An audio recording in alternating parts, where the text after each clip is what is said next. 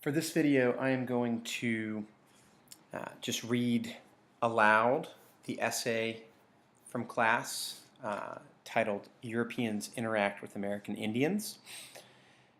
As you're working on this essay in class or for homework, feel free to just let this video play and read along if you would like reading support. First part, Introduction. Scholars estimate that by the time of the first European contact in 1492, from 1 million to more than 7 million American Indians lived in North America. European settlers interacted with the continent's native peoples in different ways. The Spanish ruled the Indians as a conquered people, forcing many to work on large agricultural estates. The French developed a fairly friendly relationship with the Indians. The English approach to the Indians fell somewhere in between. French and English interaction with the Indians can be examined in terms of trade, alliances, and warfare.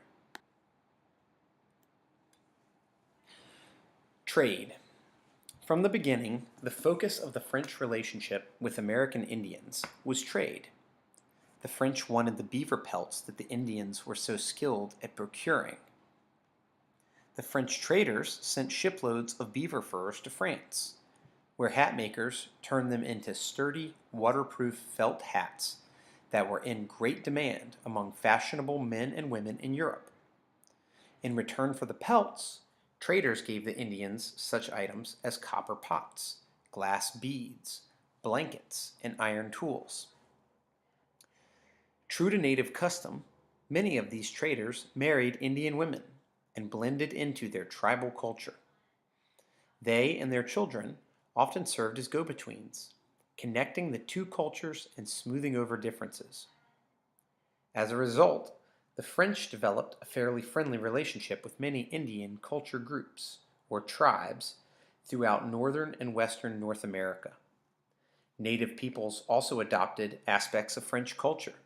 For example, French missionaries converted many Indians to Catholicism. English settlers, too, saw the value of beaver pelts and began establishing a trading relationship with the Indian tribes in New England and in the Middle Colonies. In the South, colonists grew rich trading for deer skins, which could be made into clothing, leather gloves, and moccasins. Like the French, some English traders and other colonists also married Indians. In general, however, the English preferred to keep some distance between the two cultures. By the mid-1700s, New York had become the center of the English fur trade. South Carolina and Georgia came to dominate the deerskin trade. Yet it was the Indians who were really in charge. By controlling the Appalachians and the territory to the west, groups such as the Iroquois in the north and the Cherokee and Chickasaw in the south held the key to the main sources of beaver and deer in the English colonies. Alliances. Without Indian cooperation, Europeans could not have carried on the lucrative trade in furs and skins. This need for partnership led the French and English to make alliances with the Indians. The French acted first, beginning around 1600. They allied themselves with several tribes, from the Abenaki in the east to the Huron near the Great Lakes. Later, French traders expanded their territory, making alliances with Indian groups even farther west, and also south along the Mississippi River. In the 1660s, the English formed an alliance with the powerful Iroquois. This alliance gave them access to furs and the lands around the Great Lakes and into the Ohio Valley. Through their alliances, the American Indians and the Europeans became economically dependent on each other. The Europeans relied on their Indian partners to provide them furs and skins. The Indians relied on their European partners to provide them iron tools, woolen garments, and guns. But the Indian-European alliances went beyond economics. They also served a military purpose. The Huron and Iroquois, for example, had long been enemies. The French regularly found themselves drawn into battle against the Iroquois in support of their Huron allies. Warfare. Early in the colonial period, violent conflicts pitted Indians against English colonists. The competition for land was the main source of friction that led to violence. Powerful Indian tribes controlled access to beaver and deer in the interior of the continent. Those same tribes also blocked access to English settlers who wanted to expand westward. These Indians feared being swamped by the westward migration of English settlers.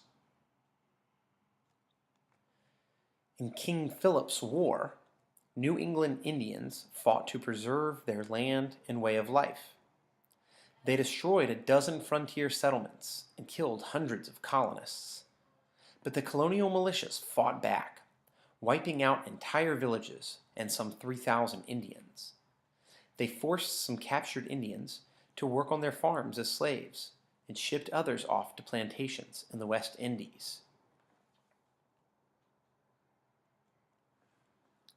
In the Yamasee War, several southern tribes, led by the Yamasee tribe, joined together to attack settlements in Carolina. This war was triggered not just by land disagreements, but also by issues over credit. The Yamasee, largely ignorant of English economic ways, had built up a huge credit debt for goods they received. When traders demanded Indian deerskins to cover the amount due, the Yamasee reacted violently.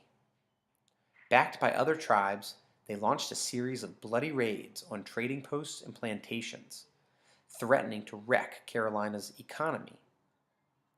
Troops from neighboring colonies had to be called in to help defeat the Indian warriors and drive them out of Carolina. Indian deaths in wars such as these took a grave toll on tribes, but it was nothing compared with the greatest killer of all, disease. Europeans unknowingly carried contagious diseases with them to the Americas. There they devastated the Indians, who lacked immunity to these foreign diseases.